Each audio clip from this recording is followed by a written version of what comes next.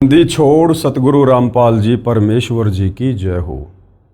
परमपिता परमात्मा सारी सृष्टि के रचनहार कुल मालिक असंख्य ब्रह्मांडों के स्वामी जगत गुरु तीनों लोकों में प्रवेश करके सबका धारण पोषण करने वाले राजाधीराज आत्माधार नाथों के नाथ देवों के देव महादेव सर्वेश्वर महेश्वर मृत्युंजय अजरो अमर आदि अनादि सनातनी प्रभु जगत पिता जगदीश्वर श्री श्री 1008 की उपाधि के वास्तविक अधिकारी अकाल मूरत शब्द स्वरूपी राम वासुदेव सर्वगतम ब्रह्म परम पूज्य प्रथम पूज्य परम संत परम पुरुष परम धनी परम दयालु सत्य कबीर हक्का कबीर अल्लाहु कबीर अल्लाहु अकबर बाखबर अल्लाह ताला जगत के तारणहार जगत के मुक्तिदाता जगत के जगन्नाथ हारे के सहारे हिंदुओं के राम मुसलमानों के अल्लाह सिखों के वाहिगुरु ईसाइयों के मसीह दया के सागर दयानिधि करुणा के सागर करुणानिधि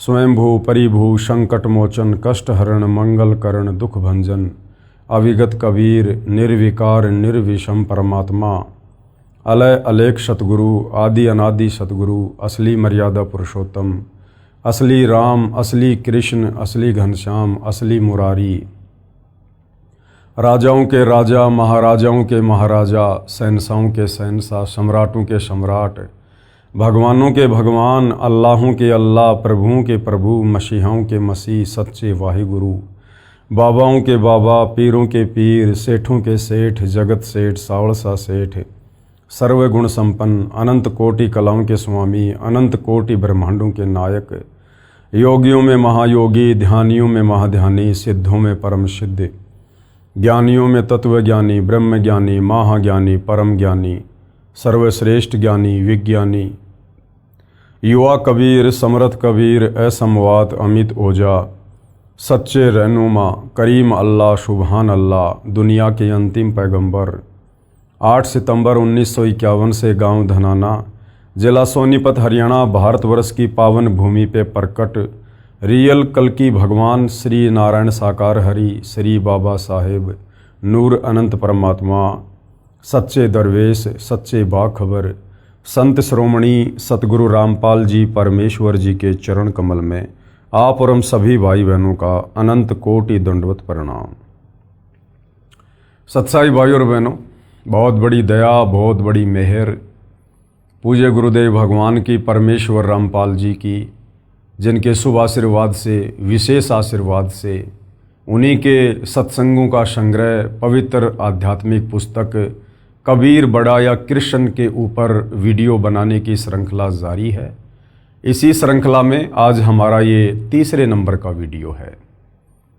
ये पवित्र पुस्तक कबीर बड़ा या कृष्ण विशेषकर हिंदू समाज में परमात्मा चाहने वाली आत्माओं के लिए वरदान सिद्ध होगी यदि आपने इस पुस्तक पर बन रहे तमाम वीडियो निष्पक्ष होकर रुचि लेकर धैर्यपूर्वक देख लिए तो, क्योंकि ये पवित्र पुस्तक कबीर बड़ा या कृष्ण विशेषकर हिंदू समाज के चारों वेद पवित्र गीता जी और 18 पुराण इन तमाम सदग्रंथों के ज्ञान से प्रमाणित है। यानी चारों वेदों का गीता जी का और 18 पुराणों का निष्कर्ष निकाल कर आप जियों के लिए सतगुरु रामपाल जी परमेश्वर जी ने इस पुस्तक को लिखा है। तो भाई और बहनों, यदि वास्तव में आप परमात्मा प्रेमी हैं, यदि आपको परमेश्वर चाहिए, आपको मोक्ष प्राप्त करना है, तो आपने इस पुस्तक को अवश्य पढ़ना चाहिए या फिर ये तमाम वीडियो आपने अवश्य देखने चाहिए। अभी तक इस पुस्तक के ऊपर 2 वीडियो बन चुके हैं। यदि आपने नहीं देखे हैं तो आपने अवश्य देखने चाहिए ताकि आपको इस पुस्तक में लिखित आगे का अमृत ज्ञान भली भांति समझ में आ सके। तो सर्वप्रथम हमने सृष्टि रचना को मौखिक रूप से सुना है और धीरे धीरे हमारे सदग्रंथ उस सृष्टि रचना को प्रमाणित भी कर रहे हैं। आगे इस पवित्र पुस्तक में करते भी रहेंगे। सारे प्रमाण आप जियों के समक्ष प्रस्तुत किए जाएंगे। साथ में हमें ब्रह्मा विष्णु महेश की स्थिति के विषय में भी पूज्य गुरुदेव भगवान ने बताया कि ये कितने भगवान हैं, किस लेवल के भगवान हैं, शास्त्रों के अनुसार श्री ब्रह्मा, श्री विष्णु, श्री महेश पूजा के योग्य देव है या नहीं है। आज भाई और बहनों, इसी कड़ी में हम आगे बढ़ेंगे। आज का हमारा टॉपिक है कौन कितना प्रभु, यानी कौन कितना बड़ा भगवान है, कौन किस लेवल का परमात्मा है। जैसे पवित्र गीता अध्याय 15 श्लोक नंबर 16 में क्षर और अक्षर दो भगवानों के विषय में जानकारी दी गई है और दोनों को नाशवान बताया है। इन दोनों के लोक भी नाशवान है और इन दोनों के लोक में रहने वाली आत्माओं को भी नाशवान बताया है। उसके बाद गीता अध्याय 15 श्लोक नंबर 17 में कहा है कि उत्तम पुरुष तु अन्य परमात्मा इति उदाहरते ये लोकतरम अवश्य विभर्ति अवय ईश्वरे, यानी सर्वश्रेष्ठ परमात्मा वास्तव में पुरुषोत्तम तो गीता अध्याय 15 श्लोक नंबर 16 में वर्णित क्षर और अक्षर इन दोनों भगवानों से अन्य है, जो तीनों लोकों में प्रवेश करके सबका धारण पोषण करता है। तो भाइयों और बहनों, भक्ति तो उस समय शुरू होगी जब पहले हमें भगवान का पता चलेगा। हिंदू समाज में हमारे तत्व ज्ञानहीन नादान धर्म गुरुओं ने तरह तरह के भगवान बनाए हुए हैं, प्रसिद्ध किए हुए हैं। 33 करोड़ देवी देवताओं की पूजा करवाई जाती है। आज तक हमारे धर्मगुरु हमें एक परमेश्वर के विषय में नहीं बता पाए कि वो सर्वशक्तिमान एक परमपिता परमेश्वर कौन है, जिन्होंने सारी सृष्टि को रचा है, जो कुल का मालिक है। तो भाइयों और बहनों, जब तक हमें ये पता नहीं चलेगा कि हम जिन भगवानों को भगवान मानकर पूज रहे हैं वो वास्तव में भगवान है या नहीं, वो पूजा के योग्य है या नहीं, वो वास्तव में सर्वशक्तिमान है या नहीं। मान लीजिए आपने गाय की आवश्यकता है, आप गाय लेने के लिए जा रहे हैं और गाय के विषय में आपको पता ही नहीं गाय कैसी होती है, और कोई आपको गाय की जगह गधी पकड़ा दे, आप तो उसको लेकर आ जाओगे, तो आप तो ठगे गए। तो इसी प्रकार हम सदियों से भक्ति और भगवान के नाम पर ठगे जा रहे हैं। हमें आज तक कोई भगवान के विषय में बताने वाला नहीं मिला कि भगवान कैसा है। किसी ने साकार बता दिया, किसी ने निराकार बता दिया, किसी ने कुछ बता दिया। तो जब तक हमें ये पता नहीं चलेगा कि वास्तव में एक पूर्ण परमात्मा कौन है, कैसा है, कहाँ रहता है, साकार है या निराकार है, मिलता है या नहीं मिलता है, उसकी भक्ति विधि कहाँ है, उसकी प्राप्ति के मंत्र क्या हैं, तब तक हमारी भक्ति कैसे शुरू होगी। तो सतगुरु रामपाल जी परमेश्वर सर्वप्रथम हमें यही बता रहे हैं कि कौन कितना प्रभु है। इस पुस्तक में श्री ब्रह्मा जी, श्री विष्णु जी, श्री शिव जी, श्री देवी दुर्गा जी, श्री काल ब्रह्म जी यानी क्षर ब्रह्म यानी क्षर पुरुष, और श्री पर ब्रह्म जी यानी अक्षर ब्रह्म यानी अक्षर पुरुष, तथा परम अक्षर ब्रह्म जी यानी परम अक्षर पुरुष यानी संत भाषा में जिसे सत्य पुरुष कहते हैं, की यथा स्थिति बताई है, जो संक्षिप्त में इस प्रकार है। यानी ब्रह्मा विष्णु महेश, ब्रह्मा विष्णु महेश की माता देवी दुर्गा, ब्रह्मा विष्णु महेश के पिता काल ब्रह्म जिसको क्षर पुरुष ज्योति निरंजन भी कहते हैं, उसके बाद अक्षर पुरुष जो सात संग ब्रह्मांड का स्वामी है, और उसके बाद परम अक्षर ब्रह्म, परम अक्षर पुरुष, सत्य पुरुष यानी कबीर देव।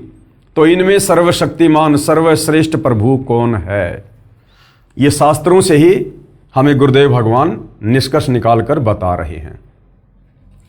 परम अक्षर ब्रह्म यानी कबीर देव, जिसका वर्णन गीता अध्याय 8 श्लोक 3, 8, 10 तथा 20 और 22 में, तथा गीता अध्याय 2 श्लोक नंबर 17, गीता अध्याय 15 श्लोक नंबर 17, गीता अध्याय 18 श्लोक 46, 61, 62, 66 में है।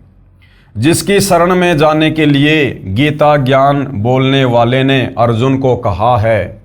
गीता बोलने वाला कौन है? ये काल ब्रह्म है, ब्रह्मा विष्णु महेश का पिता है, जो महाभारत के युद्ध के दौरान श्री कृष्ण जी के शरीर में प्रवेश करके गीता जी का ज्ञान बोल रहा है। तो इस गीता ज्ञान दाता काल ब्रह्म ने अर्जुन को क्या कहा है परम अक्षर ब्रह्म के विषय में, परमेश्वर के विषय में?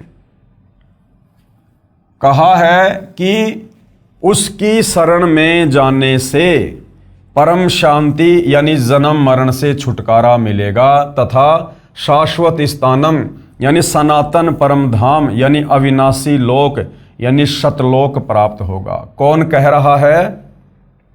गीता का ज्ञान देने वाला भगवान अपने से अन्य उस परम अक्षर ब्रह्म सत्य पुरुष कबीर देव की ओर संकेत कर रहा है इन तमाम गीता जी के श्लोकों में कि अर्जुन, मैं सर्वश्रेष्ठ परमात्मा नहीं हूं, मैं सर्वश्रेष्ठ प्रभु नहीं हूं। यदि तुझे वास्तव में जन्म और मरण से छुटकारा प्राप्त करना है, अगर तुझे अविनाशी धाम सतलोक जाना है, जहां जाने के बाद साधक लौटकर वापस इस गंदे लोक 21 ब्रह्मांड में नहीं आता है, तो तू उस परमेश्वर की शरण में जा। कौन से परमेश्वर की शरण में? उस कबीर देव की शरण में।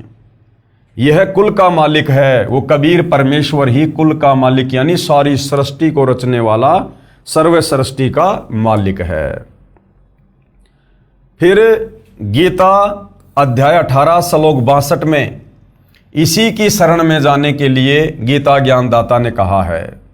श्लोक 66 में कहा है कि सर्वधर्मान यानी मेरे स्तर की सर्व धार्मिक क्रियाओं को परित्यज्य माम यानी मुझ में त्याग कर तू एकम यानी उस कुल के मालिक एक परमेश्वर की शरणम यानी शरण में व्रज यानी जा।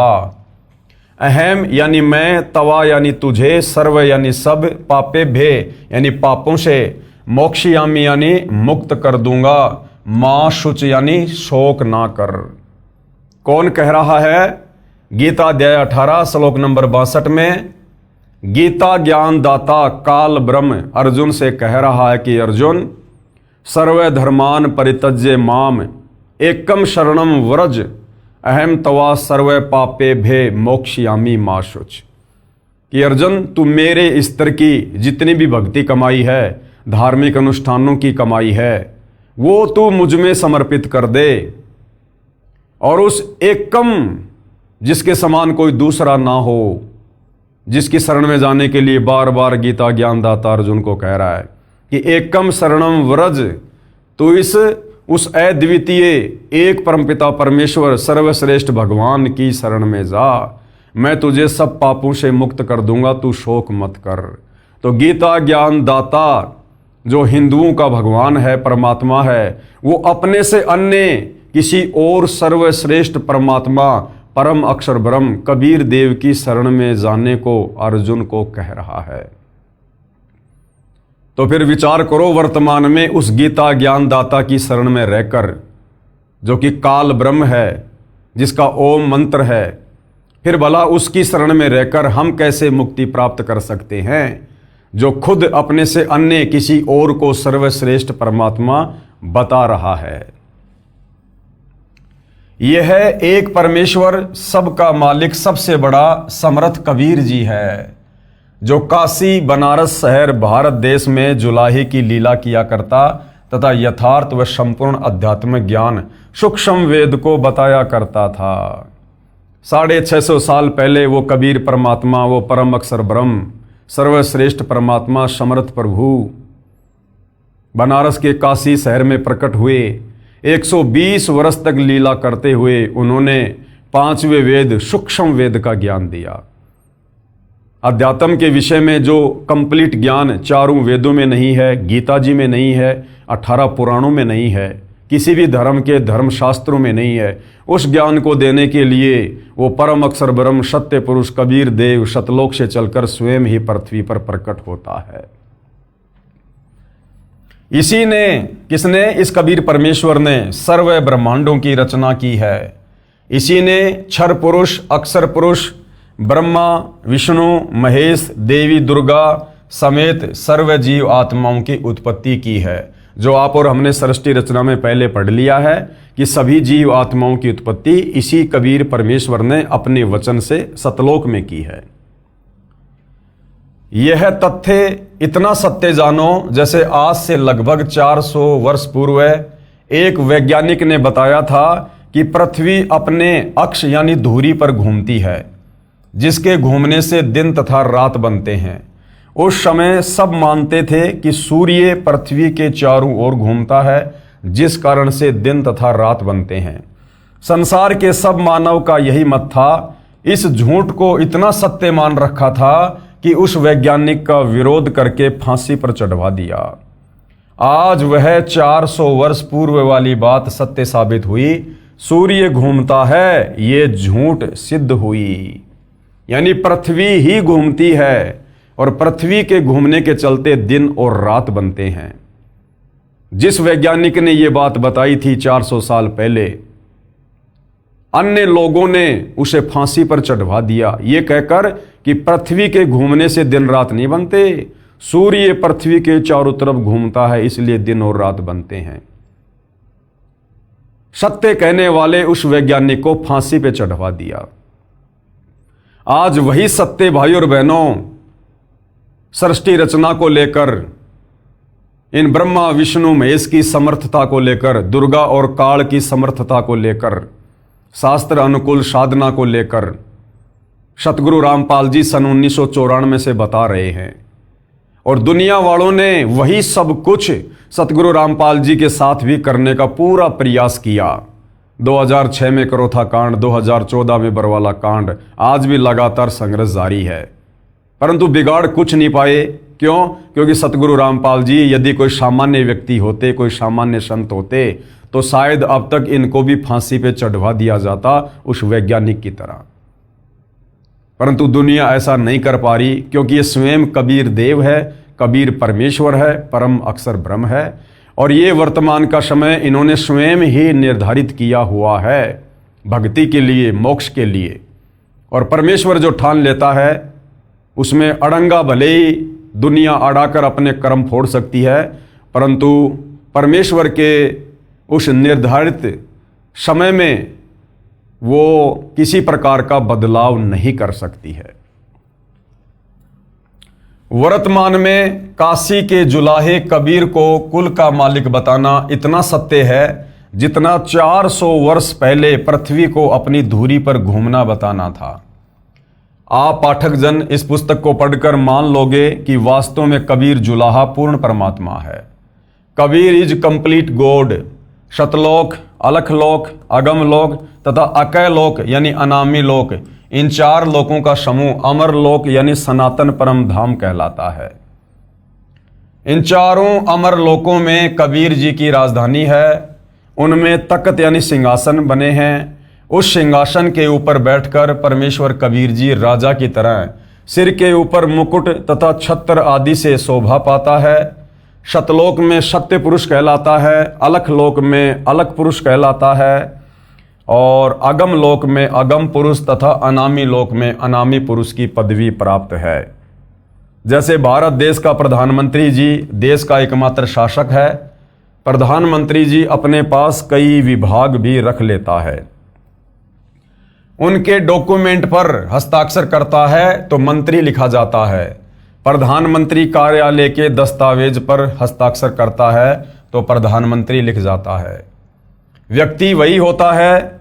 कबीर परमेश्वर विशेषकर सतलोक यानी सत्य लोक में बैठकर सब नीचे व ऊपर के लोकों को संभालते हैं। इसलिए सतलोक का विशेष महत्व हमारे लिए है। उसमें सत्य पुरुष पद से जाना जाता है, यानी सतलोक में सिंहासन पर विराजमान होने के चलते कबीर परमेश्वर को सत्य पुरुष की संज्ञा दी गई है।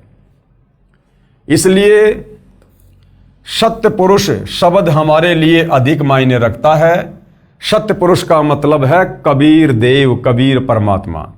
जैसे प्रधानमंत्री जी का शरीर का नाम अन्य होता है, ऐसे सत्य पुरुष यानी परम अक्षर ब्रह्म का नाम कबीर है।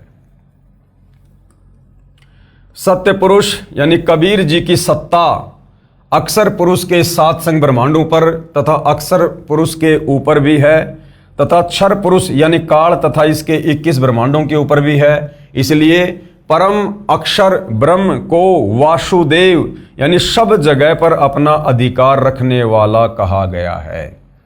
कबीर परमेश्वर जी को वासुदेव कहा गया है। वेदों में कबीर परमेश्वर का नाम वासुदेव है। वासुदेव का मतलब होता है जिसकी सत्ता, जिसका साम्राज्य सबके ऊपर है। तो सृष्टि रचना में हमने पढ़ा कि अक्षर पुरुष को 7 संग ब्रह्मांड कबीर परमात्मा ने ही दिए, और इस काल को 21 ब्रह्मांड भी कबीर परमात्मा ने ही दिए। इसलिए कबीर परमेश्वर वास्तव में वासुदेव है, क्योंकि इनकी सत्ता काल और अक्षर पुरुष के सर्व ब्रह्मांडों के ऊपर है। गीता अध्याय 7 श्लोक नंबर 19 में इसी वासुदेव के विषय में कहा है। अब श्री ब्रह्मा जो कि रजगुण है, श्री विष्णु जो कि सतोगुण युक्त है तथा श्री शिव जी जो कि तमोगुण की स्थिति बताता हूं। गुरुदेव कहते हैं कि अब आपको श्री ब्रह्मा, श्री विष्णु, श्री महेश की स्थिति से परिचित करवाता हूं कि ये किस लेवल के भगवान हैं, ये कितने समर्थ हैं। अभी हमने कबीर परमेश्वर की समर्थता के विषय में पढ़ा कि कबीर परमेश्वर सर्व सृष्टि के मालिक हैं, सर्व ब्रह्मांडों के रचयिता हैं, इनकी सत्ता सर्व ब्रह्मांडों के ऊपर है, इसलिए इनको वासुदेव भी कहा जाता है। इनके बराबर और कोई शक्ति सृष्टि में नहीं है। अब ब्रह्मा विष्णु महेश कितने समर्थ हैं, किस लेवल के भगवान हैं, ये कितने वासुदेव हैं, ये कितने भगवान हैं, कितने ब्रह्मांडों के ऊपर इनका साम्राज्य है, अब गुरुदेव भगवान हमें ये बताएंगे। क्षर पुरुष यानी काल रूपी ब्रह्म के 21 ब्रह्मांड हैं। एक ब्रह्मांड में 3 लोकों पृथ्वी लोक, स्वर्ग लोक तथा पाताल लोक में श्री ब्रह्मा जी, श्री विष्णु जी तथा शिव जी एक एक कार्य के स्वामी हैं, प्रभु हैं। जैसे एक प्रांत में यानी एक राज्य में एक मुख्यमंत्री होता है जो प्रांत का मुखिया होता है, अन्य मंत्रीगण उसके अधीन होते हैं तथा मुख्यमंत्री जी देश के प्रधानमंत्री जी के अधीन होता है। ऐसे ही क्षर पुरुष यानी काल ज्योति निरंजन अपने प्रत्येक ब्रह्मांड में मुख्यमंत्री रूप में है तथा श्री ब्रह्मा जी रजगुण विभाग के, श्री विष्णु जी सतगुण विभाग के तथा श्री शिव जी तमगुण विभाग के मंत्री हैं। केवल 3 लोकों यानी पृथ्वी लोक, स्वर्ग लोक तथा पाताल लोक के प्रभु हैं, मालिक हैं। यानी कितनी कम शक्ति रखते हैं श्री ब्रह्मा, श्री विष्णु और श्री महेश, ये पूज्य गुरुदेव भगवान ने हमें बताया है। ये जो काल ब्रह्म है ये 21 ब्रह्मांड का स्वामी है और इसने एक ब्रह्मांड में सृष्टि को चला रखा है, बाकी 20 ब्रह्मांड इसके खाली रहते हैं। उस एक ब्रह्मांड में केवल 3 लोक, पृथ्वी लोक, पाताल लोक, स्वर्ग लोक, केवल इन 3 लोकों में श्री ब्रह्मा विष्णु महेश एक एक विभाग के मंत्री हैं। एक ब्रह्मांड में भी श्री ब्रह्मा विष्णु महेश का पूरा साम्राज्य नहीं है। उस एक ब्रह्मांड में भी केवल 3 लोकों पर पृथ्वी, पाताल और स्वर्ग, और केवल एक एक विभाग के ऊपर इनका आधिपत्य है। श्री ब्रह्मा जी रजोगुण विभाग के मंत्री हैं, श्री विष्णु जी सतोगुण विभाग के मंत्री हैं और श्री शंकर जी तमोगुण विभाग के मंत्री हैं। श्री ब्रह्मा विष्णु महेश की केवल इतनी समर्थता है, ये केवल इतने प्रभु हैं, इतने भगवान हैं। यानी 21 ब्रह्मांड का मुख्यमंत्री समझो इनका पिता काल ब्रह्म है और ये जो ब्रह्मा विष्णु महेश है ये समझो तीनों विधायक हैं, एमएलए हैं। ये एमपी भी नहीं है, ये विधायक की कैटेगरी में है। तो इस लेवल के ये भगवान हैं, ये परमात्मा हैं, ये वासुदेव हैं। एक ब्रह्मांड में भी इनकी कंप्लीट जो है प्रभुता नहीं है। परम अक्षर ब्रह्म यानी सत्य पुरुष कबीर जी को प्रधानमंत्री जी तथा देश के राष्ट्रपति जी मानो। यानी कबीर परमेश्वर कितने सक्षम हैं? परम अक्षर ब्रह्म यानी सत्य पुरुष कबीर जी को प्रधानमंत्री जी तथा देश के राष्ट्रपति जी मानो। यानी 21 ब्रह्मांड का स्वामी है ये ज्योति निरंजन, इसको समझो मुख्यमंत्री। और मुख्यमंत्री से ऊपर कौन होता है? प्रधानमंत्री, राष्ट्रपति। यानी राष्ट्रपति देश का प्रथम नागरिक होता है, उससे ऊपर फिर कोई नहीं होता। इसी प्रकार कबीर परमेश्वर जी को जानो राष्ट्रपति, जो काल के 21 ब्रह्मांडों पर भी शासन करते हैं, अक्षर पुरुष के 7 संग ब्रह्मांडों पर भी शासन करते हैं और ऊपर के 4 अविनाशी लोकों पर भी उन्हीं का शासन है। तो सबसे बड़े परमात्मा, सबसे समर्थ प्रभु कौन? सत्य पुरुष कबीर देव। अब आप जी समझ लें कि कबीर बड़ा है या कृष्ण। गुरुदेव कहते हैं अब आपकी समझ में आ जाना चाहिए कि वास्तव में कबीर जी बड़े हैं या फिर श्री कृष्ण जी बड़े हैं। तो कहाँ कबीर जी और कहाँ श्री कृष्ण जी, कहाँ देश का राष्ट्रपति और कहाँ एक विधायक, एक एमएलए। दिन और रात का अंतर है उनकी शक्ति में, उनकी प्रभुता में। श्री कृष्ण जी व श्री रामचंद्र जी स्वयं विष्णु हैं जो भिन्न भिन्न रूपों में जन्मे थे। श्री विष्णु जी की स्थिति ऊपर बता दी है। संत गरीबदास जी को परमेश्वर कबीर जी स्वयं मिले थे, उनको ऊपर के ब्रह्मांडों में लेकर गए थे, सब देवों की स्थिति से अवगत करवाया था, अपने सतलोक में भी लेकर गए थे, अपनी स्थिति से भी अवगत करवाया था, फिर वापस पृथ्वी के ऊपर छोड़ा था। तब संत गरीबदास जी ने बताया है कि क्या बताया आदरणीय गरीबदास जी ने? गरीब तीन लोक का राज है, ब्रह्मा विष्णु महेश, और ऊंचा धाम कबीर का सतलोक प्रदेश। कि ब्रह्मा विष्णु महेश तो केवल 21 ब्रह्मांडों में, केवल एक ब्रह्मांड में, और तीन लोक पृथ्वी पाताल स्वर्ग, इन तीनों लोकों में केवल एक एक विभाग के मंत्री हैं, रजोगुण सतोगुण तमोगुण। और कबीर परमेश्वर ये कुल मालिक है, सबसे ऊंचा धाम कबीर का सतलोक प्रदेश। गरीब अनंत कोटि ब्रह्मांड का एक रति नहीं भार, और सतगुरु पुरुष कबीर है ये कुल के सृजनहार। काल के 21 ब्रह्मांड, अक्षर पुरुष के सातसंग ब्रह्मांड, ऊपर के चारों लोक, उनमें अनंत द्वीप, सारी रचना इस कबीर परमेश्वर ने स्वयं की है। अधिक जानकारी आगे इसी पुस्तक में पढ़ेंगे। धार्मिक भावनाओं को ठेस, जो भाई बहन ये सोचते हैं कि सतगुरु रामपाल जी हमारे देवता श्री ब्रह्मा विष्णु महेश जी को छोटा बताकर और ये तो हमारे देवताओं की निंदा कर रहे हैं, हमारी धार्मिक भावनाओं को ठेस पहुंचा रहे हैं, तो उन नादान आत्माओं के लिए सतगुरु रामपाल जी क्या कह रहे हैं? यदि कोई सज्जन पुरुष, स्त्री या पुरुष, उस अंध श्रद्धालु को कहे कि आप जिस देवी देवता को इष्ट मानकर जो साधना कर रहे हो ये गलत है, इससे आपको कोई लाभ नहीं मिलेगा, आपका मानव जीवन नष्ट हो जाएगा, आप देवी देवताओं की पूजा इष्ट मानकर ना करो, आप मूर्ति की पूजा ना करो, आप धामों तथा तीर्थों पर मोक्ष मकसद से ना जाओ, आप श्राद्ध ना करो, पिंडदान ना करो, 13वीं 17वीं क्रिया या अस्थियां उठाकर गति करवाने के लिए मत ले जाओ, आप व्रत मत करो, इसके स्थान पर अन्न जल करने में संयम करो, न अधिक खाओ न बिल्कुल भूखे रहो, आप अपने धर्म के शास्त्रों में बताए भक्ति मार्ग के अनुसार साधना करो। यानी ये सारी की सारी जो क्रिया हैं ये ना करने की हैं, गीता जी मना कर रही है। तो इस विषय में जब किसी व्यक्ति को बताया जाता है, समझाया जाता है, जो व्यक्ति इन देवी देवताओं को इष्ट मानकर पूजा करता है, तो वो लोग क्या कहते हैं? वह अंध श्रद्धावान यदि उस सज्जन पुरुष से कहे कि आप अच्छे व्यक्ति नहीं हो, आपने हमारी धार्मिक भावनाएं आहत की हैं, चला जा यहां से वरना तेरी हड्डी पसली एक कर दूंगा।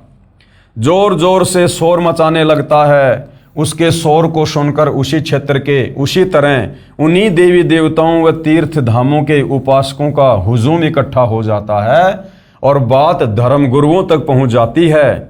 धर्म गुरु भी वही शास्त्र विरुद्ध मनमाना आचरण करने कराने वाले होते हैं। उन धर्म गुरुओं की पहुंच उच्च पद पर विराजमान राजनेताओं तक होती है। उन धर्म गुरुओं के फोन मंत्रियों, मुख्यमंत्रियों या स्थानीय नेताओं को जाते हैं। उच्च पद पर बैठे राजनेता स्थानीय प्रशासन को फोन करके धार्मिक भावना भड़काने का मुकदमा दर्ज करने को कहते हैं। उनके दबाव में प्रशासनिक अधिकारी तुरंत उस सज्जन पुरुष को गिरफ्तार करके मुकदमा बनाकर जेल भेज देते हैं। अब गुरुदेव कहते हैं, इसका जीवित उदाहरण बताता हूं आपको कि ये घटना सेम टू सेम किसके साथ घटित हो रही है। ये घटना स्वयं सतगुरु रामपाल जी के साथ घटित हुई है। क्योंकि सतगुरु रामपाल जी सतज्ञान बताते हैं, शास्त्रों के अनुसार ज्ञान बताते हैं, इन देवी देवताओं की स्तुति से भगत समाज को परिचित करवाते हैं और सर्वश्रेष्ठ प्रभु समर्थ परमात्मा कबीर देव की पूजा बताते हैं इष्ट रूप में। तो वो जो अंधश्रद्धावान हैं उनको ये बात हजम नहीं होती है, क्योंकि वो शास्त्रों से अपरिचित होते हैं। वो अपने धर्मगुरुओं को जाकर बताते हैं, धर्मगुरु भी शास्त्र विरुद्ध साधना करवा रहे होते हैं। उन धर्मगुरुओं की जानकारी उच्च अधिकारी प्रशासन में बैठे राजनेताओं से होती है। राजनेताओं की मदद से उस सज्जन पुरुष के ऊपर धार्मिक भावना भड़काने का मुकदमा करवा दिया जाता है। तो ये स्थिति सतगुरु रामपाल जी के साथ में बनी हुई है। जीवित उदाहरण, सन 2011 में मेरे यानी सतगुरु रामपाल जी के अनुयायी, जिनमें बेटियां भी शामिल हैं यानी भगत और भगतमतियां, मध्य प्रदेश प्रांत के शहर जबलपुर में पुस्तक ज्ञान गंगा, जो मेरे सत्संग प्रवचनों का संग्रह करके तैयार कर रखी है, उसका प्रचार कर रहे थे। लागत 30 रुपये परंतु 10 रुपये में बेच रहे थे, जिस कारण से हिंदू श्रद्धालु उत्साह से लेकर जा रहे थे। जब उन्होंने घर जाकर पढ़ा तो लगा कि अनर्थ हो गया, देवी देवताओं की पूजा गलत लिखी है, धामों तीर्थों पर जाना व्यर्थ लिखा है, माता दुर्गा का पति बताया है, श्री ब्रह्मा श्री विष्णु तथा श्री शिव का जन्म मरण बताया है, इनके माता पिता भी बताए हैं, हमारे देवताओं का अपमान किया है, मारो मारो। उन अंधश्रद्धा वालों ने पहले तो प्रचार करने वाले स्त्री पुरुषों को स्वयं पीटा, फिर थाने में ले गए। हजारों अंधश्रद्धावान इकट्ठे हो गए। जिला प्रशासन में बेचैनी हो गई, क्योंकि राजनेताओं के फोन स्थानीय डीसी, एसपी, आईजी तथा कमिश्नर के पास आने लगे। हमारे एक अनुयायी ने बताया कि उपायुक्त महोदय यानी डिप्टी कमिश्नर तथा पुलिस अधीक्षक महोदय थाने में आए, पुस्तक ज्ञान गंगा ली, उसको वहीं बैठकर पढ़ने लगे। अधिकारी सुशिक्षित तथा दिमागदार होते हैं, आईपीएस तथा आईएएस, उनको समझते देर नहीं लगी। इस पुस्तक में कुछ भी ऐसा नहीं लिखा है जिससे किसी की धार्मिक भावनाएं आहत होती हों। सब विवरण शास्त्रों से प्रमाणित करके लिखा है। सुबह 10 बजे से शाम के 5 बजे तक अधिकारीगण मुकदमा दर्ज करने से बचते रहे, परंतु उन अंधश्रद्धावानों ने मध्य प्रदेश के विधानसभा के अध्यक्ष ने पुनः फोन पर कहा कि अधिकारी केस दर्ज नहीं करना चाहते। तब विधानसभा अध्यक्ष ने अधिकारियों को धमकाया तो प्रशासन ने मजबूरन धार्मिक भावनाओं को भड़काने का मुकदमा आईपीसी की धारा 295A के तहत दर्ज करके लगभग 35 स्त्री पुरुषों को जेल भेज दिया। मुकदमा नंबर 201 दिनांक 8/5/2011, थाना मदन महल जबलपुर। विधानसभा अध्यक्ष ने अपने पद का दुरुपयोग करके पाप किया, उसका फल भी परमात्मा ने उसे तुरंत दिया। वह विधानसभा अध्यक्ष 2 महीने बाद ही मृत्यु को प्राप्त हुआ। उसका नाम था ईश्वरदास रोहाणी। इस मुकदमे को माननीय हाई कोर्ट जबलपुर में समाप्त करने की अर्जी MCRC नंबर 13577/2013 लगाई, जो माननीय उच्च न्यायालय जबलपुर मध्य प्रदेश ने वह मुकदमा दिनांक 20/7/2017 को खत्म कर दिया, क्योंकि पुस्तक में सर्व ज्ञान शास्त्र प्रमाणित मिला। लेकिन सन 2011 से 2017 तक निचली अदालतों में तारीखों पर तारीखें पड़ी, उन पर सर्व 35 अनुयायी अपना कार्य छोड़कर गए। किराया लगा, दिहाड़ी छोड़ी, वित्तीय नुकसान तथा परेशानी उन अंधश्रद्धावानों के हित के लिए झेली कि वे इस पुस्तक में लिखे शास्त्रों के प्रमाणों को आंखों देखकर शास्त्र विधि रहित साधना त्याग कर शास्त्रोक्त साधना करके अपने जीवन को धन्य बनाएं। क्योंकि श्रीमद् भगवद गीता अध्याय 16 श्लोक 23-24 में प्रमाण है। इन दोनों श्लोकों का वर्णन पुस्तक में आगे किया है, वहां पर हम पढ़ेंगे। अब गुरुदेव कह रहे हैं धार्मिक भावना, अपने धर्म की धार्मिक क्रियाओं तथा परमात्मा से संबंधित पूजा पद्धति के प्रति गहरी आस्था को धार्मिक भावना कहते हैं। धार्मिक भावनाओं को आहत करना, किसी के धर्म में चल रही पूजाओं तथा उसके परमात्मा के ऊपर बिना आधार के कटाक्ष या आलोचना करना धार्मिक भावनाओं को ठेस पहुंचाना है। तर्क वितर्क, किसी विषय पर अपनी राय देना, अन्य की राय का खंडन करना व अपनी का महिमा मंडन करना, अन्य द्वारा अपने सिद्धांत का समर्थन करना, उसके विचारों को गलत बताना, यह तर्क वितर्क है। इसमें किसी ग्रंथ को आधार माना जाए तो समाधान है, अन्यथा झूठा झगड़ा है। लेखक का उद्देश्य, यानी सतगुरु रामपाल जी कह रहे हैं कि इस पुस्तक का जो लेखक है उसका मकसद, उसका उद्देश्य किसी की धार्मिक भावनाओं को ठेस पहुंचाना नहीं है, परंतु शास्त्रों को आधार मानकर तर्क वितर्क किया है। सभी शास्त्रों के प्रमाण को आधार रूप में देकर यथार्थ आध्यात्मिक ज्ञान तथा मोक्ष मार्ग को उजागर किया है। यदि इसे धार्मिक भावनाओं का आहत होना माना जाए तो दुर्भाग्य की बात है। मेरा यानी लेखक का उद्देश्य है कि विश्व के मानव को परमात्मा की खोज में इधर उधर भटकने से बचाकर प्रमाणित तथा लाभदायक शास्त्रोक्त आध्यात्मिक ज्ञान व साधना बताऊं, उनके मानव जीवन की रक्षा करूं। यदि ये धार्मिक भावनाओं को आहत महसूस होगा तो कोई बात नहीं, फिर तो ये करना आवश्यक है। गुरुदेव भगवान कहते हैं, यदि तुम्हारे ही धर्मशास्त्रों से प्रमाणित करके तुम्हें पूजा पाठ भक्ति विधि बताई जा रही है जो बिल्कुल सत्य है, और यदि फिर भी तुम्हें लगता है कि नहीं, हमारी धार्मिक भावनाओं को हमारे देवी देवताओं की निंदा करके जो है भड़काया जा रहा, ठेस पहुंचाई जा रही है, तो गुरुदेव भगवान कहते हैं फिर ये धार्मिक भावनाओं को ठेस पहुंचाना बहुत जरूरी है तुम्हारी आत्मा के कल्याण के लिए।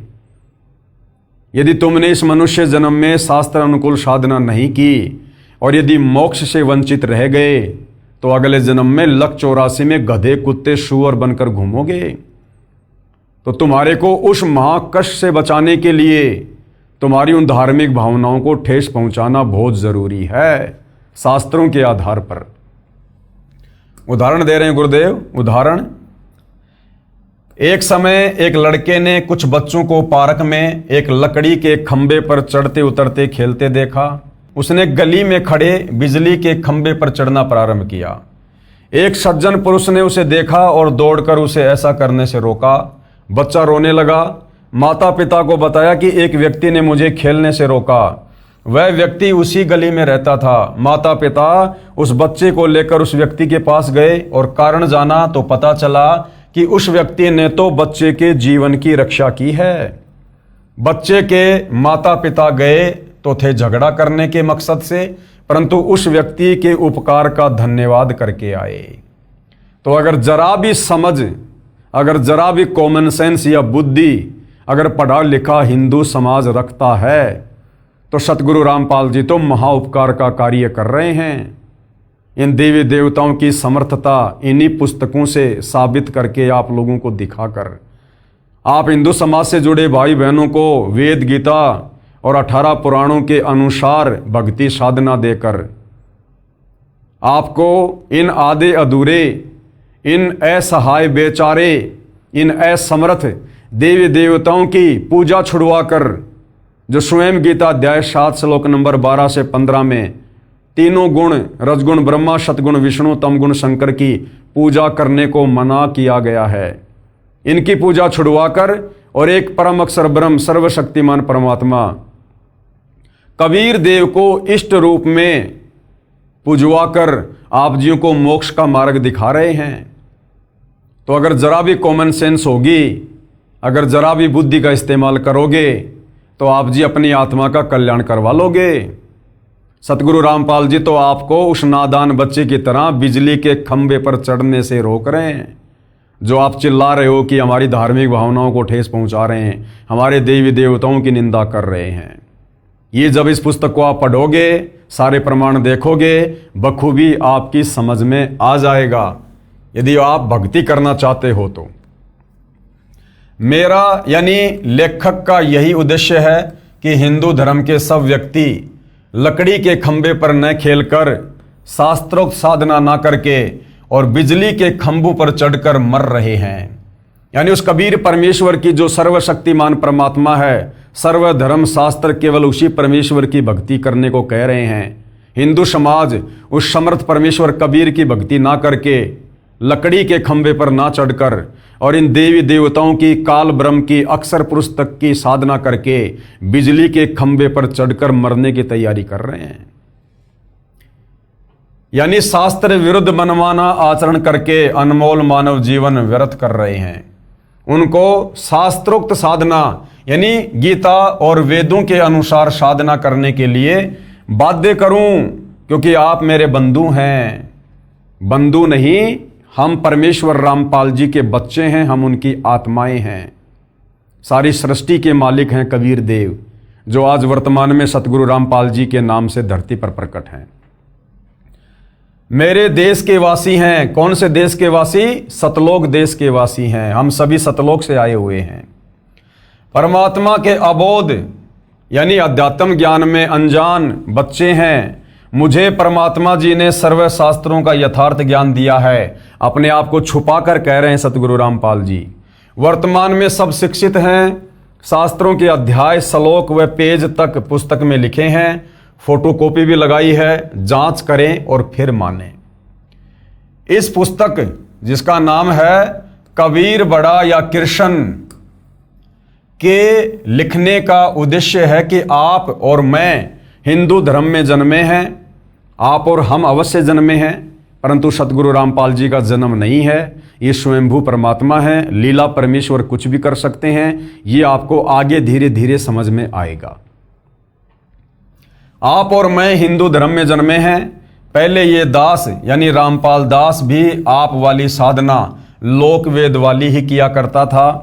परमात्मा की कृपा से एक तत्वदर्शी संत मिल गए।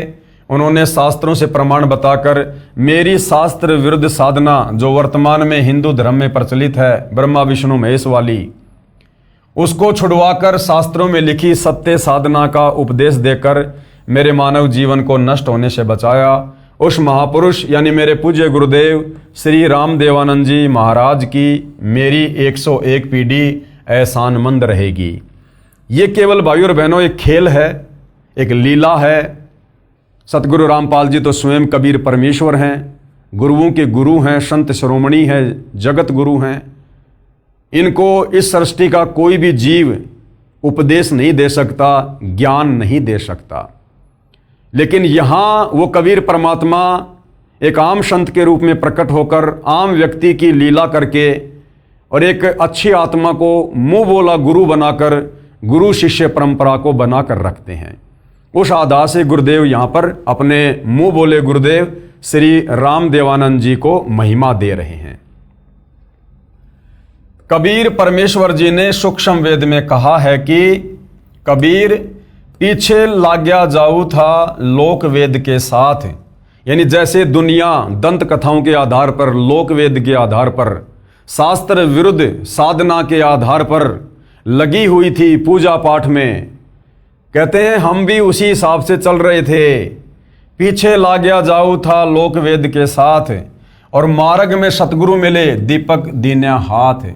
लेकिन मुझे आगे चलकर इस भक्ति मार्ग में सच्चा गुरु मिल गया और उन्होंने मेरे हाथ में तत्व ज्ञान रूपी दीपक दे दिया। यानी मुझे शास्त्र अनुसार साधना पर लगा दिया। अर्थात बताया है कि एक साधक अपने धर्म में लोकवेद क्या होता है? दंत कथा, यानी सुनी सुनाई बात जिसका कोई आधार ना हो। यानी सुनी सुनाई बातों के आधार से जो शास्त्र प्रमाणित साधना नहीं थी, साधना करता हुआ भक्ति मार्ग पर चला जा रहा था, यानी तीर्थ धामों पर भटक रहा था। उस मार्ग में यानी भक्ति करते करते तत्वदर्शी संत मिल गया जिसने शास्त्रों का ज्ञान करवाया। यानी जैसे अंधेरे में भटक रहे व्यक्ति को दीपक मिल जाए तो वह मार्ग पर चलता है, कुमार्ग को त्याग देता है। जैसे आप और हम सभी भगत भाई बहन सतगुरु रामपाल जी परमेश्वर जी की शरण में आने से पहले हम उस लोकवेद दंत कथा के आधार से शास्त्र विरुद्ध साधना कर रहे थे। जो जैसी भक्ति बता देता था, कोई व्रत बता देता था, कोई पैदल यात्रा बता दिया करता, कोई मंदिर मस्जिद की भक्ति बता दिया करता। हम सब क्रियाएं कर रहे थे क्योंकि हमें अध्यात्म का ज्ञान नहीं था। आगे चलकर हमें तत्वदर्शी संत मिल गए, सतगुरु रामपाल जी मिल गए, और उन्होंने हमें शास्त्रों से प्रमाणित करके भक्ति साधना बताई। अर्थात वो तत्व ज्ञान रूपी दीपक गुरुदेव ने आप और हमें दे दिया। उसकी रोशनी में हम भ्रमने भटकने से बच गए और शास्त्र अनुकूल साधना पर लग गए। उसी प्रकार मैं यानी साधक यानी भगत उस तत्व ज्ञान रूपी शास्त्रों के ज्ञान रूपी दीपक की रोशनी में चलने लगा और मंजिल को प्राप्त किया। सूक्ष्म वेद में कहा है, सूक्ष्म वेद क्या है? पांचवा वेद। जैसे 4 वेद हैं, यजुर्वेद, ऋग्वेद, सामवेद, अथर्ववेद। लेकिन जो पांचवा वेद है जिसमें कंप्लीट अध्यात्म का ज्ञान है, जिसको सूक्ष्म वेद कहते हैं, तो पांचवा वेद सूक्ष्म वेद क्या कहता है? जिसको स्वयं परमात्मा आकर ही बताते हैं।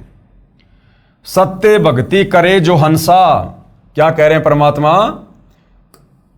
सत्य भक्ति करे जो हंसा, तारों तास के इकोत्तर वंसा। जो भगत तत्वदर्शी संत से उपदेश लेकर शास्त्र अनुकूल साधना करने लग जाता है, उसका तो मोक्ष होता ही होता है। पीछे से उसकी 101 पीढ़ी का परमात्मा उद्धार करता है। समय आने पर उनको भी मोक्ष देता है। संत भाषा में इकोत्तर का मतलब होता है 101। तो मालिक कहते हैं सत्य भक्ति करे जो हंसा, हंसा यानी भगत, तारों तास के इकोत्तर वंशा, उसकी 101 पीढ़ियों का उद्धार करूंगा। शब्दार्थ, परमात्मा जी ने कहा है कि जो साधक शास्त्रोक्त सत्य साधना भक्ति करता है तो मैं उसकी 101 पीढ़ी को संसार सागर से पार कर दूंगा, यानी पूरे वंश का मोक्ष कर दूंगा। प्रिय पाठकों, मेरी यानी लेखक की तो 71 पीढ़ी निसंदेह पार होगी। मेरे को दीक्षा देने का अधिकार मेरे पूज्य गुरुदेव श्री राम देवानंद जी ने दिया है। जो भगत भगतमती मेरे से दीक्षा लेकर यानी सतगुरु रामपाल जी से उपदेश लेकर शास्त्र विरुद्ध पुरानी भक्ति साधना त्याग कर और शास्त्रोक्त साधना अपनी आंखों से शास्त्रों में देखकर विश्वास के साथ आजीवन करेगा, वह तथा उसकी इकोत्तर यानी 101 पीढ़ियां भवसागर से पार हो जाएंगी। कृपया विश्वास के लिए पढ़िए इसी पुस्तक के पेज नंबर 445 पर परमात्मा कबीर जी की भक्ति से हुए भक्तों को लाभ अध्याय में। शास्त्रोक्त साधना तथा शास्त्र विधि त्याग कर मनमाना आचरण साधना में क्या अंतर है? क्या कह रहे हैं परमात्मा? एक होती है शास्त्रोक्त साधना, यानी गीता, वेद, कुरान, पुराण, बाइबल, इन सब के अनुसार जो प्रमाणित भक्ति साधना है उसको कहते हैं शास्त्रोक्त साधना, यानी शास्त्र अनुकूल भक्ति साधना। दूसरा होता है शास्त्र विधि त्याग कर मनमाना आचरण, यानी गीता, वेद, कुरान, पुराण, बाइबल के विरुद्ध जो मनमानी भक्ति करता है, मनमाने मंत्रों का जाप करता है, उस साधना में क्या अंतर है? तो सतगुरु रामपाल जी क्या समझा रहे हैं? उत्तर है यह ऊपर बता दिया है कि जो शास्त्र विरुद्ध भक्ति साधना करता है उसको कुछ भी आध्यात्मिक लाभ नहीं होता। गीता अध्याय 16 श्लोक नंबर 23 और 24 की अर्जुन, जो शास्त्र विधि को त्याग कर मनमाना आचरण करता है उसको ना तो परम सिद्धि प्राप्त होती है ना परम गति प्राप्त होती है, अर्थात उसको कोई आध्यात्मिक लाभ नहीं होता। शास्त्र अनुकूल साधना करने से सर्व लाभ मिलते हैं। जैसे वर्तमान में सतगुरु रामपाल जी के द्वारा प्रदान की जा रही शास्त्र अनुकूल साधना से उनके भक्तों को अद्वितीय आध्यात्मिक और भौतिक लाभ प्राप्त हो रहे हैं। अब गुरुदेव कहते हैं शंका, कुछ व्यक्ति कहते हैं कि रामपाल जी श्री ब्रह्मा जी, श्री विष्णु जी तथा श्री शिव जी की पूजा छुड़वाता है। तो गुरुदेव भगवान क्या समाधान कर रहे हैं? ये सरासर गलत है। मैं यानी लेखक इन देवताओं को शास्त्रोक्त साधना करने के मूल मंत्र देता हूं। गुरुदेव कहते हैं मैं किसी देवी देवता की भक्ति पूजा नहीं छुड़वाता, मैं तो आप लोगों को आप ही के धर्मशास्त्रों से प्रमाणित करके इन देवताओं के सच्चे मंत्र देता हूं, मूल मंत्र, बीज मंत्र।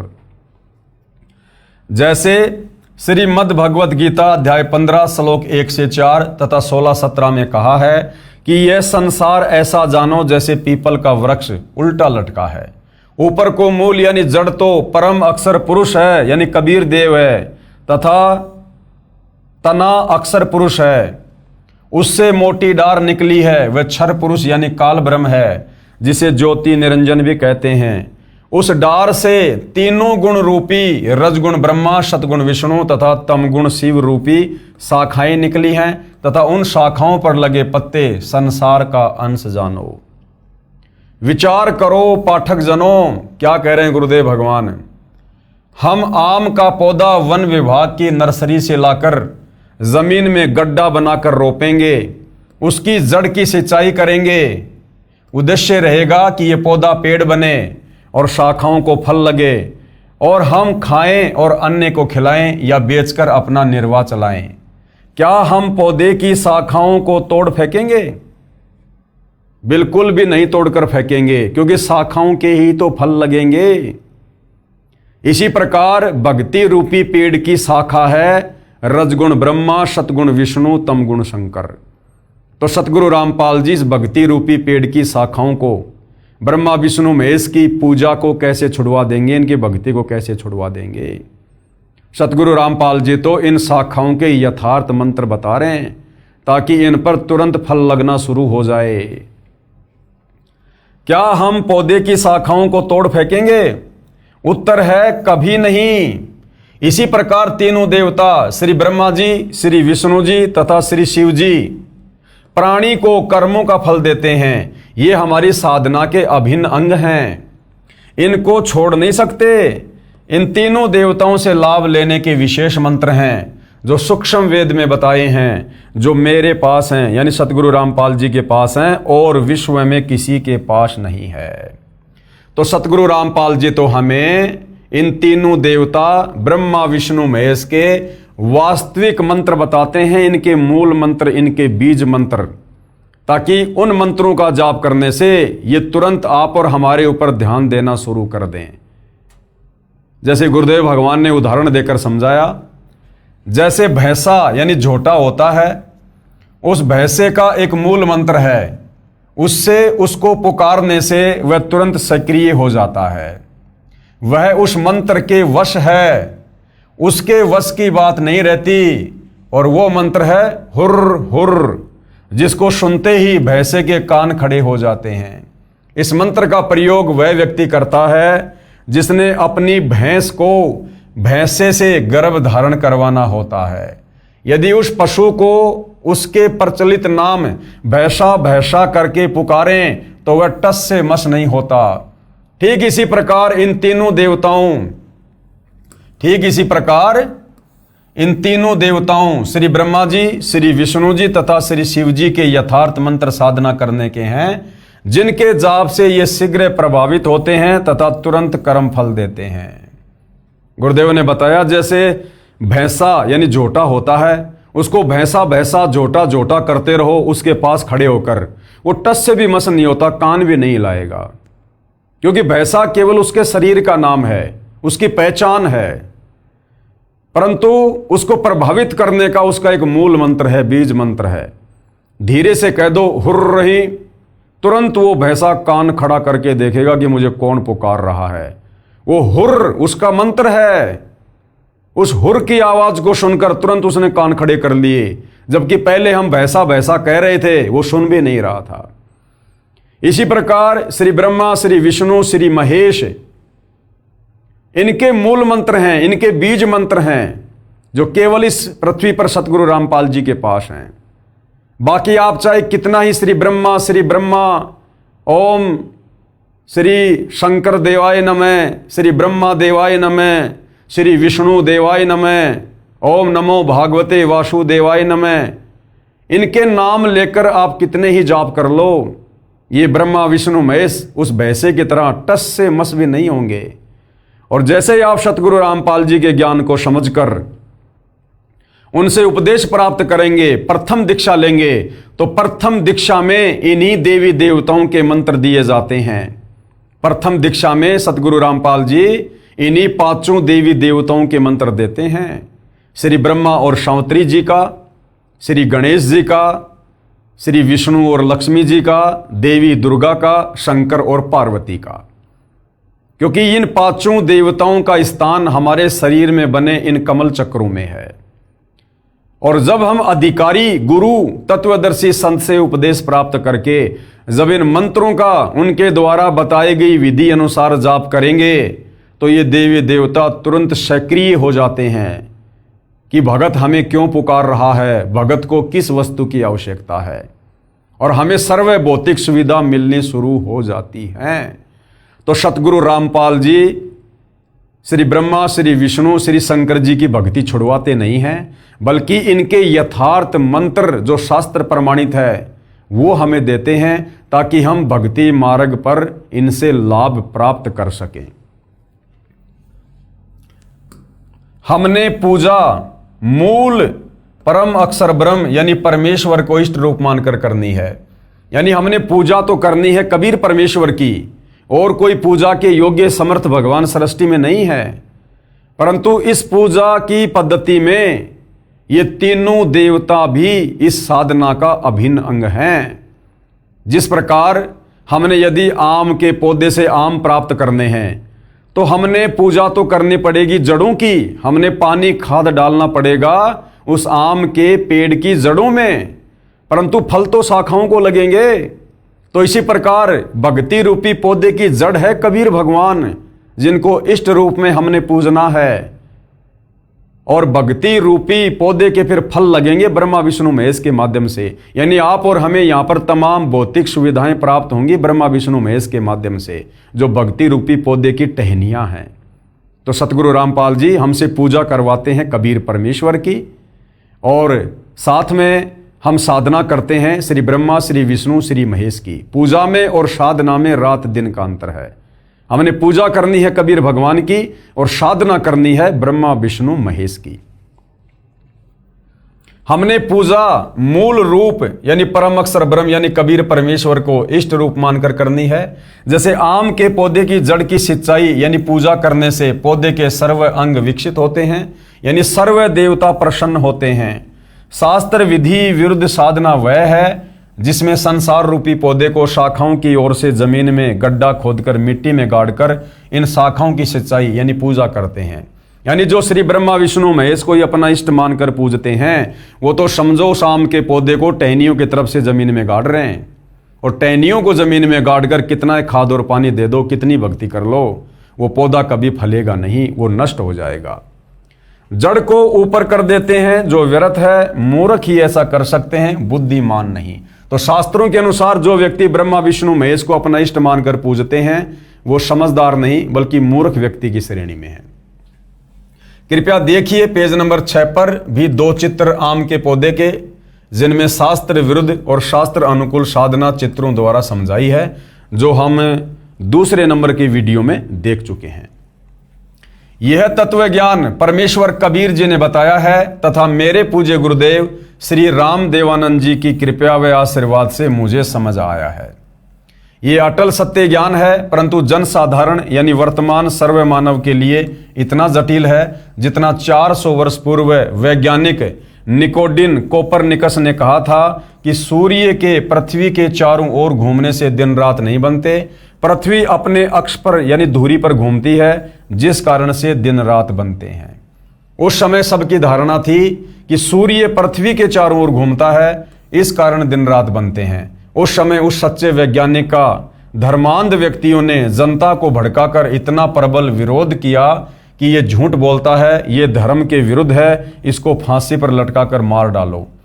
उस देश में गवर्नर को दंड देने व क्षमा करने का अधिकार था।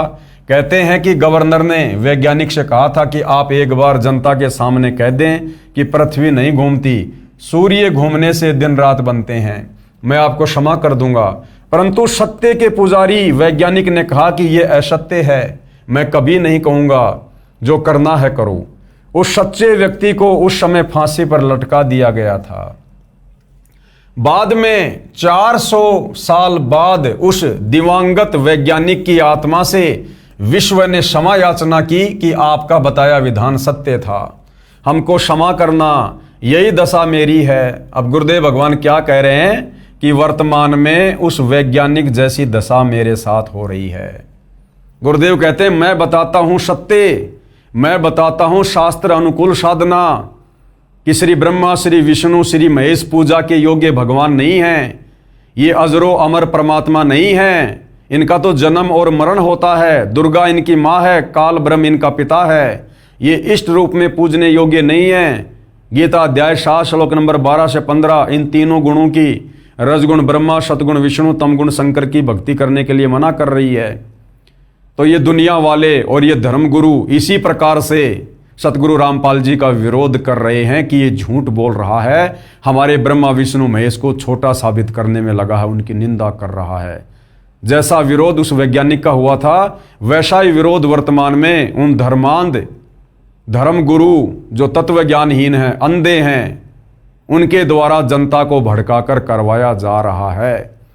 परंतु भाई वो वैज्ञानिक तो एक जीव था, एक व्यक्ति था, जिस कारण से उसके ऊपर और उन लोगों ने इस प्रकार से अत्याचार करवाकर मृत्यु के घाट उतरवा दिया। परंतु सतगुरु रामपाल जी तो स्वयं सर्व ब्रह्मांडों के रचयिता, सारी सृष्टि के मालिक हैं। और इनका 1 या 2 बार जेल जाना ये भी इनकी लीला का हिस्सा है, अन्यथा इनका तो कोई बाल भी टस से मस नहीं कर सकता। बाल भी टस से मस, ये अपनी मर्जी के मालिक हैं। जाके अर्ध रूम पर सकल पसारा, ऐसा पूर्ण ब्रह्म हमारा। अगर सतगुरु रामपाल जी भी उस वैज्ञानिक की तरह कोई आम व्यक्ति, आम पुरुष होते तो शायद आज इनको भी मौत के घाट कब का उतरवा दिया गया होता। परंतु ये तो सर्वशक्तिमान परमेश्वर हैं, जिस कारण से ना तो उन नादान शास्त्र विरुद्ध साधकों की कोई चली और ना उनके अंधे धर्म गुरुओं की पार बसाई, इतना प्रयास करने के बावजूद भी। तो गुरुदेव कह रहे हैं कि वर्तमान में यही दशा मेरी है। मैं कहता हूं कि ब्रह्मा विष्णु शिव नाशवान है। नाशवान का मतलब जन्म और मरण में है, इनकी जन्म और मृत्यु होती है। इनके माता पिता हैं, जिन पुराणों को आप सत्य मानते हो उन्हीं में प्रमाण दिखा दिए हैं। धर्मांध संत मंडलेश्वर अखाड़ों के महंत जन मेरे सत्य ज्ञान का घोर विरोध कर तथा करवा रहे हैं, जिस कारण से मेरे ऊपर झूठे मुकदमे बनवाकर जेल में डाला जाता है। सन 2006 में झूठा मुकदमा बनाया, यानी करोथा कांड हुआ। 21 महीने जेल में रहा, प्रचार बंद करवाया जाता है। परंतु वर्तमान में शिक्षित मानव है, सब प्रमाण ग्रंथों में है, इसलिए मैं जीवित हूं। यदि 100 वर्ष पहले ये ज्ञान बताता तो कब का परलोक चला गया होता।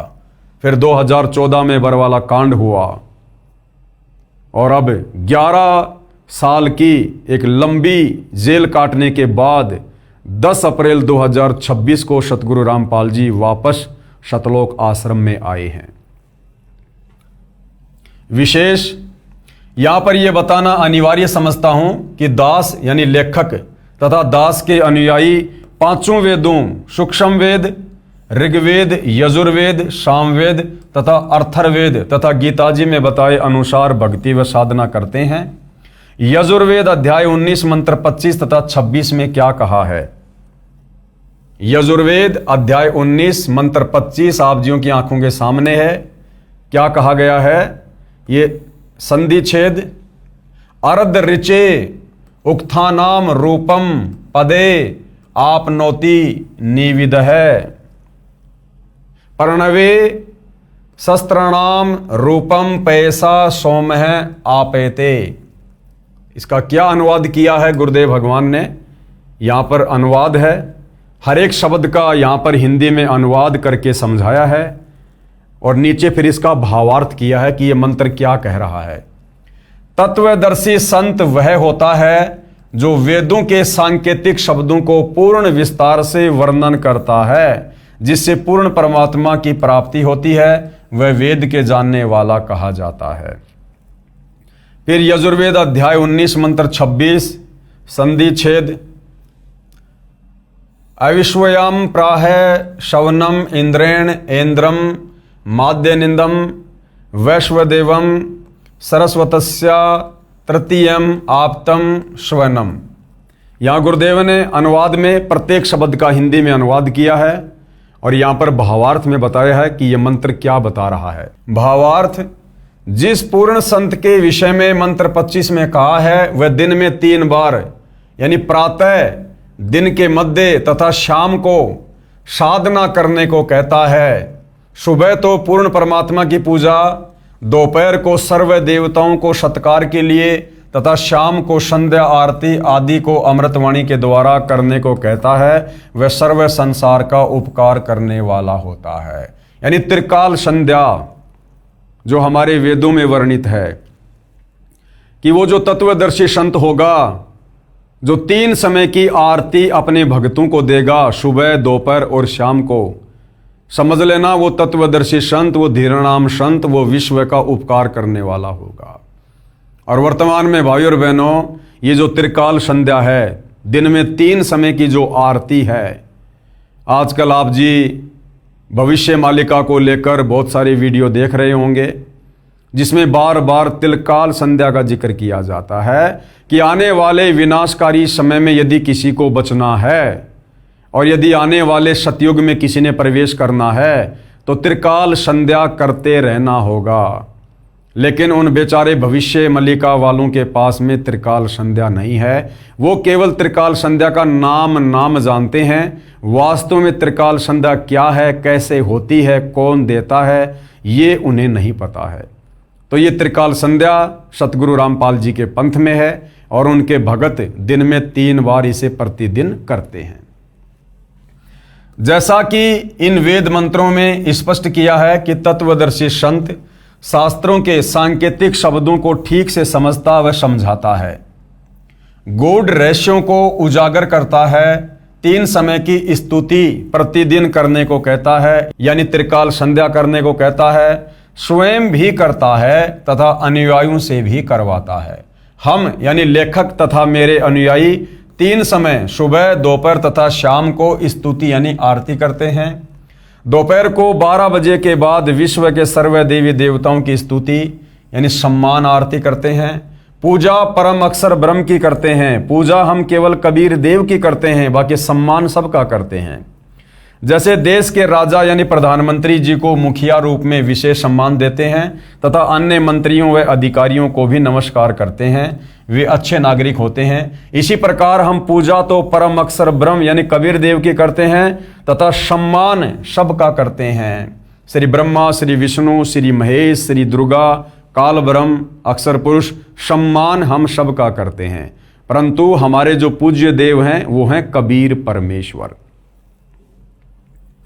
प्रमाण के लिए दोपहर की स्तुति के कुछ अंश यानी त्रिकाल संध्या के अंतर्गत जो दोपहर की आरती है, जो 12 बजे से लेकर विशेष तौर पर दिन के 2 बजे तक करने का विधान है, तो जो दोपहर की आरती है उसको असुर निकंदन रमेणी कहते हैं संत भाषा में, जो हम सभी सतगुरु रामपाल जी के फॉलोवर करते हैं। तो दोपहर की जो असुर निकंदन रमेणी है उसकी कुछ वाणियां यहाँ पूज्य गुरुदेव भगवान ने लिखी हैं। उन वाणियों को हम पढ़ेंगे।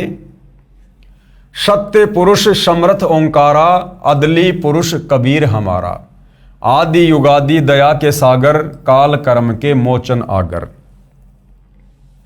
दुख भंजन दरवेश दयाला, असुर निकंदन कर पैमाला। आब खाक पावक और पौना, गगन सुन दरियाई दोना। धर्म राय दरबानी चेरा, सुर असुरों का करे निबेरा। सत का राज धर्म राय करही, अपना किया सभय दंड भरही। शंकर शेष और ब्रह्मा विष्णु, नारद सारद जा उर रसनम। गौरीज और गणेश गोसाई, कारज सकल सिद्ध हो जाई।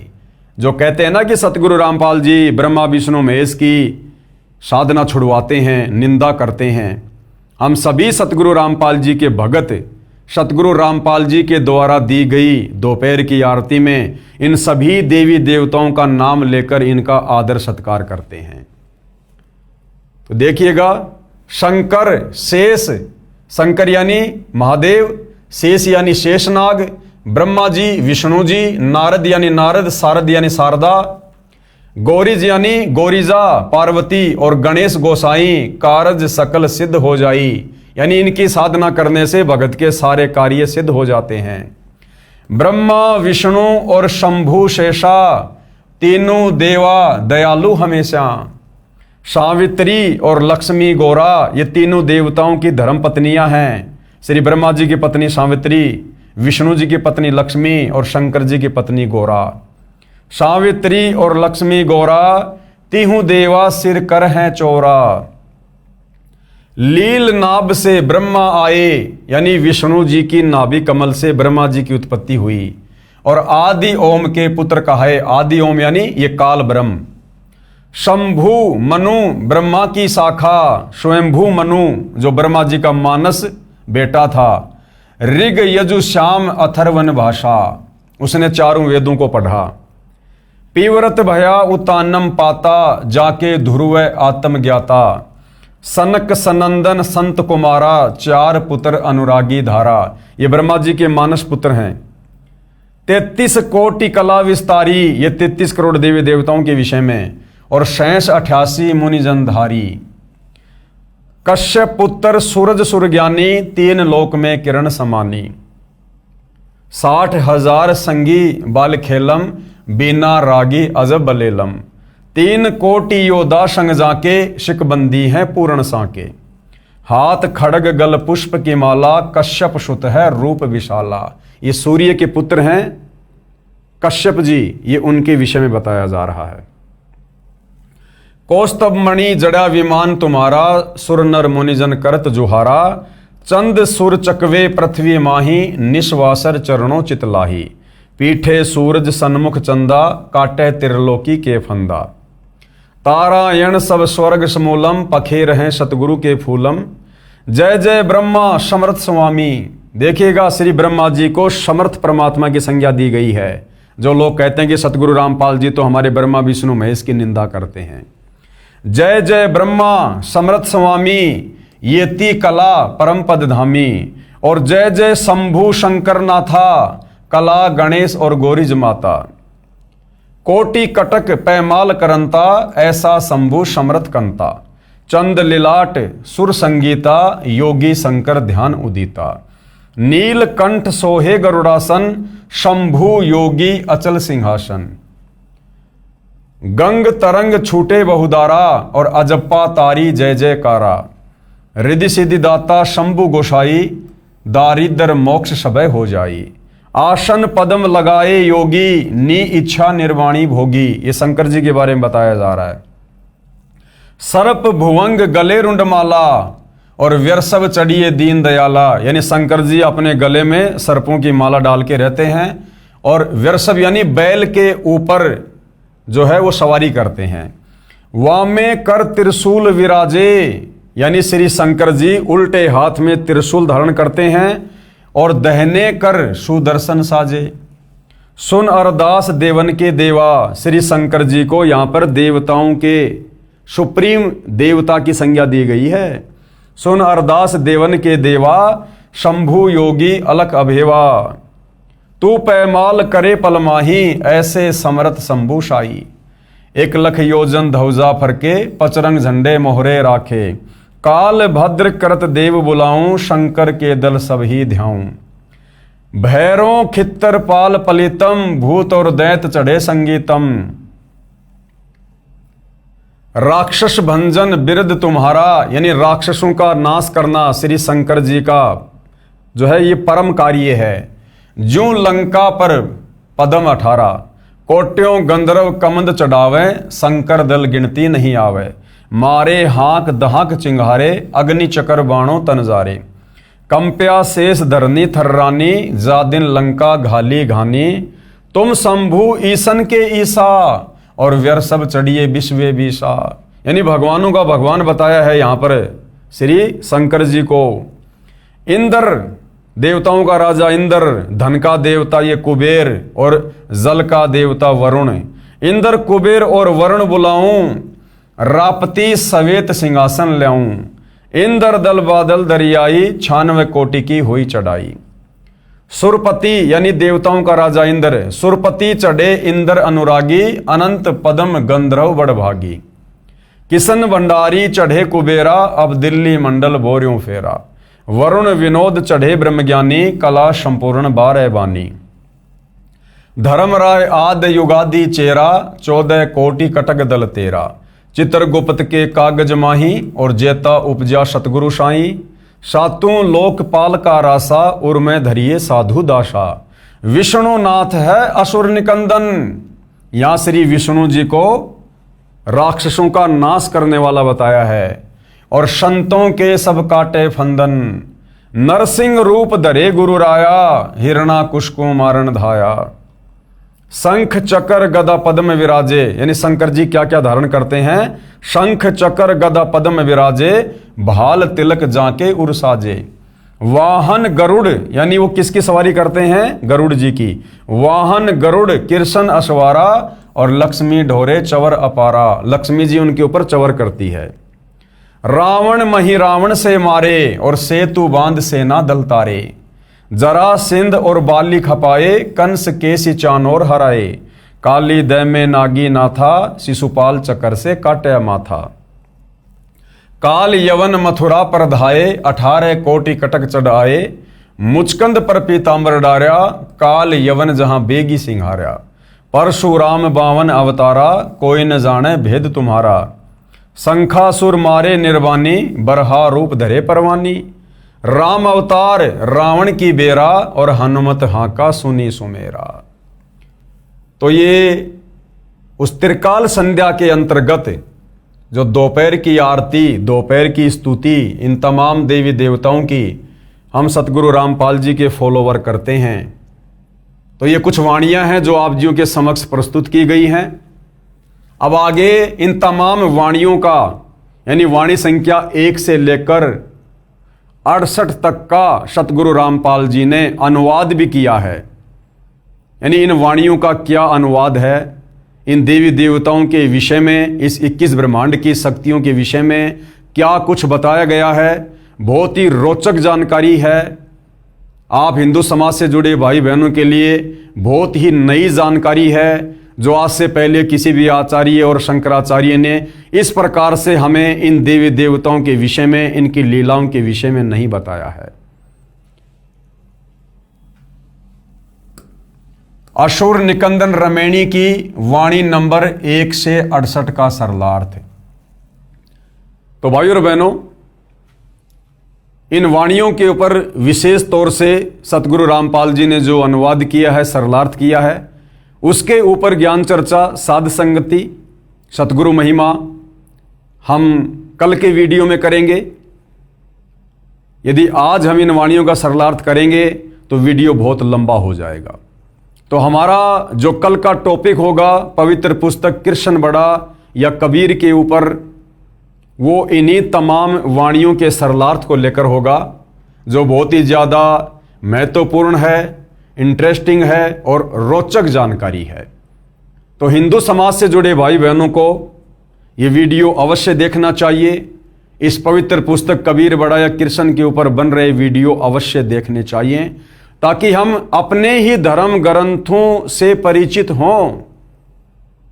हम अपने आप को हिंदू कहते हैं, सनातनी कहते हैं, और हमें ये पता नहीं कि हमारे सनातनी ग्रंथों में, हिंदू ग्रंथों में भक्ति और भगवान को लेकर, भक्ति साधना को लेकर, देवी देवताओं की स्थिति को लेकर क्या कुछ लिखा हुआ है।